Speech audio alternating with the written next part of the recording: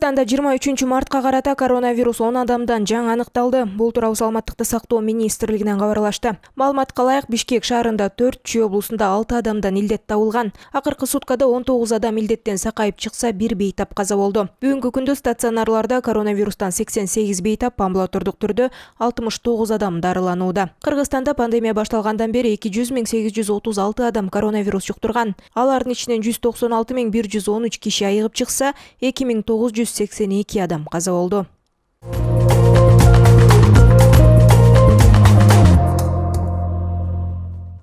Баңгизаттарды сатуу менен алектенгендердин үстүнөн коргоп жүргөн Кыргыз Республикасынын Ички иштер министрлигинин мурдагы кызматкери, милициянын полковниги кармалды. Бул тууралуу Улуттук коопсуздук боюнча мамлекеттик комитетинин басма сөз кызматынан кабарлашты. Маалыматка ылайык, УКМК тарабынан кылмыш жаза кодексинин 282-беренесинин 2-бөлүгү баңгизат каражаттарын, психотроптук заттарды жана алардын аналогдорун сатып өткөрүү максатында мыйзамсыз даярдоо боюнча коңшу мамлекеттин аймагына мыйзамсыз түрдө жалпы салмагы 11,51 килограмм баңгизатын алып өтүү аракети менен мурда кармалган 2 жаранга карата козголгон кылмыш ишин тергөөнүн алкагында бул кылмыш ишине катыштыгы бар 3 адам мурда кылмыш болгон жерден качып кеткен Кыргыз Республикасынын жараны кармалды. Ошондой эле алардын коргоочусу катары Кыргыз Республикасынын жараны милициянын отставкадагы полковниги кармалып, анын үйүн тинтүү учурунда баңгизаты табылып алынган. Бул жагдай анын баңгизаты мыйзамсыз жүгүртүүгө тиешеси бар экендигин тастыктады деп айтылат маалыматта. Азыркы учурда козголгон кылмыш ишинин алкагында тиешелүү ыкчам тергөө иш-чаралары жүргүзүлүүдө.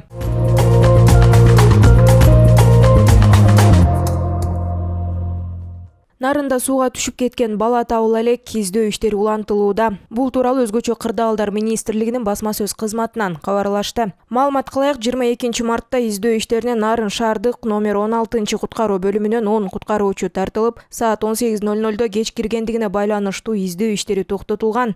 Бүгүн 23 март күнү улантылууда. Белгилей кетсек, 7 март күнү Орто Нуур айылында Нарын дарыясына 2014-жылы туулган жаш бала түшүп кеткен. Издөө иштери дароо башталгандыгына карабастан бүгүнкү күнгө чейин натыйжа бербей келет.